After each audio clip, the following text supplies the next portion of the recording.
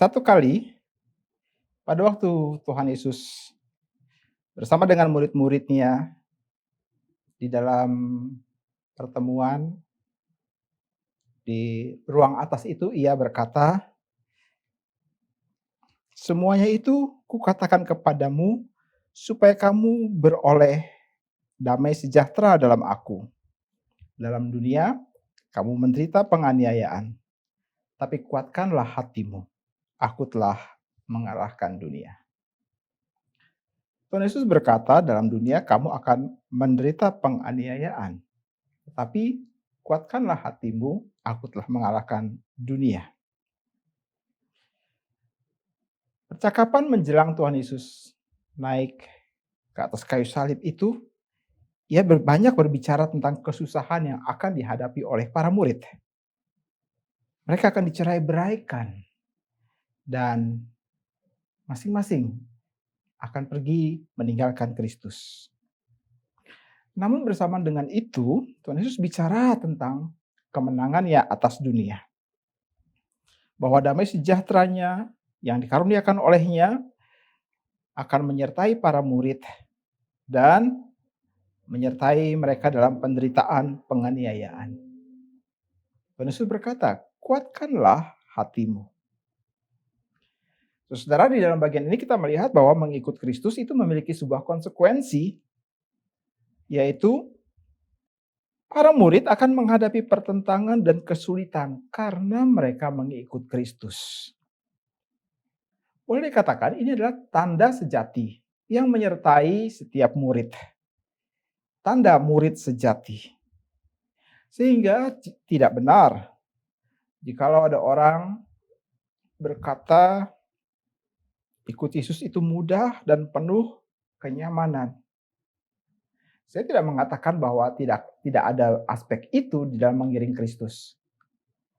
Tetapi kita harus mengertinya di dalam konteks damai sejahtera Kristus yang menyertai mereka. Kalau tidak ada kesulitan dan pertentangan oleh karena dunia, maka mungkin sekali orang Kristen atau orang itu sedang bersahabat dengan dunia.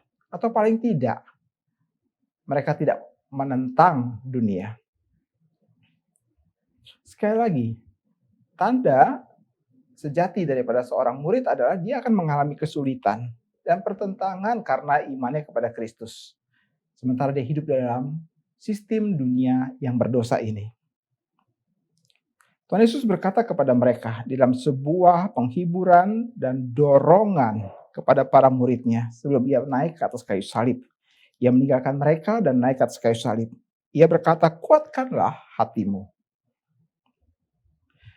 Kuatkanlah hatimu. Ini tidak saja bicara tentang sebuah perasaan, tapi ini sedang bicara mengenai totalitas daripada manusia pada dirinya sendiri. Totalitas sepenuhnya daripada manusia itu sendiri. Itu jikalau kita menemukan istilah hati di dalam Alkitab. Sekali lagi itu tidak bicara mengenai sebuah perasaan, tapi bicara mengenai keseluruhan totalitas kehidupan manusia itu sendiri. Ia berkata, kuatkanlah hatimu. Kenapa demikian? Karena aku telah mengalahkan dunia. Bagaimana kita melihat hubungan kuatkanlah hatimu dan aku telah mengalahkan dunia? Bagaimana kaitannya ini bisa dimengerti? Saudara, di dalam Yohanes pasal yang ke-12 ayat 31, jauh sebelum Yesus bicara di dalam perkataan-perkataan perpisahan ini, ia sudah berbicara tentang dunia itu sudah ada di dalam penghukuman. Ada baiknya saya membacakan itu bagi kita sekalian. Dalam Yohanes pasal yang ke-12 ayat yang ke-31. Tuhan Yesus berkata, sekarang juga penguasa dunia ini akan dilemparkan keluar.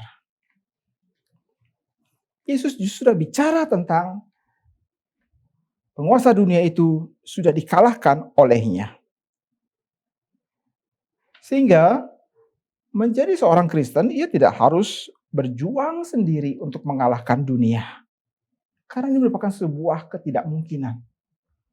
Sekali lagi yang saya masukkan dengan dunia di sini adalah sistem dunia yang berdosa itu.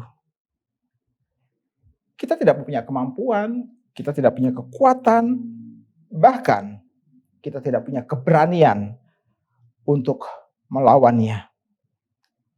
Kenapa demikian? Karena dunia dalam sistem yang berdosa ini mempunyai kekuatan dan hukumnya. Kuasa dosa, hukum dosa yang begitu kuat sekali. Namun Alkitab berkata, Kristus di dalam kuasanya telah membungkam dan kemudian membuang, melemparkan kuasa-kuasa dunia tersebut.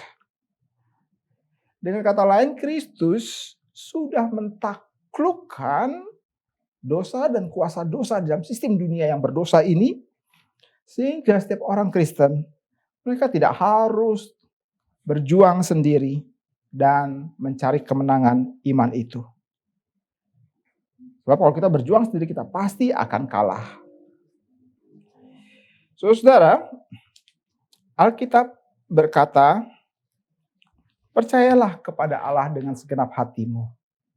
Janganlah bersandar kepada pengertianmu sendiri.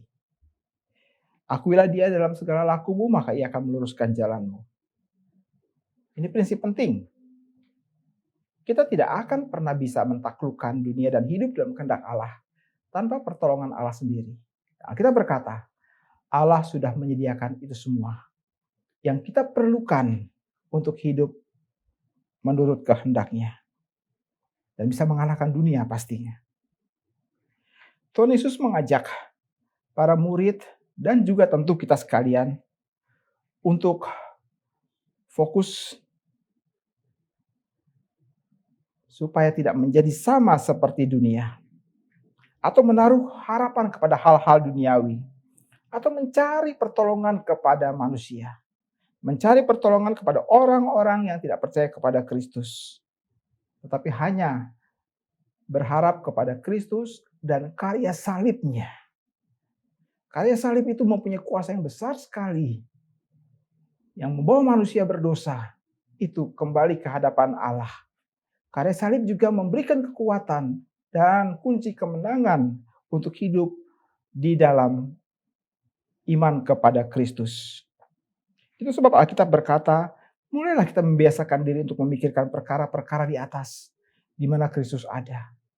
Memberikan tempat yang besar sekali untuk memikirkan tentang Allah dan janjinya. Memberikan tempat yang besar sekali untuk kita bergantung kepada Allah dan mengharap pertolongan daripadanya pada waktunya. Disitulah hati kita berada. Dengan cara seperti ini maka iman dan kemenangan di dalam iman itu tidak akan pernah bisa rusak. Alkitab berkata, ngengat dan hama tidak akan pernah bisa merusakkannya. Saudara-saudara, Kristus berkata, jangan terkejut.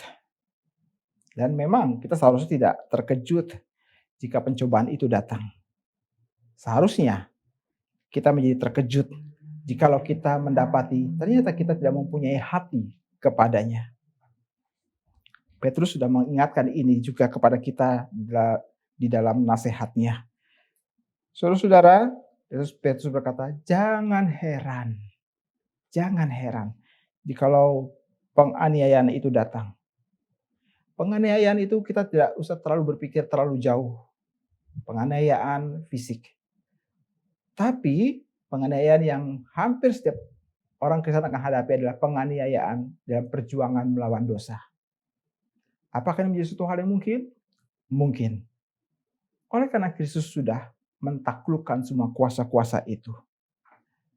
Keberanian kita terletak pada karya Kristus yang berkata bahwa ia sudah mengalahkan dunia. Dan itu menjadi jaminan kemenangan orang Kristen untuk hidup dalam kemenangan di dalam kebenaran Allah. Melewati penderitaan, pencobaan, dan penganiayaan ketika melawan dosa. Tuhan memberkati kita melewati semua ini. Amin.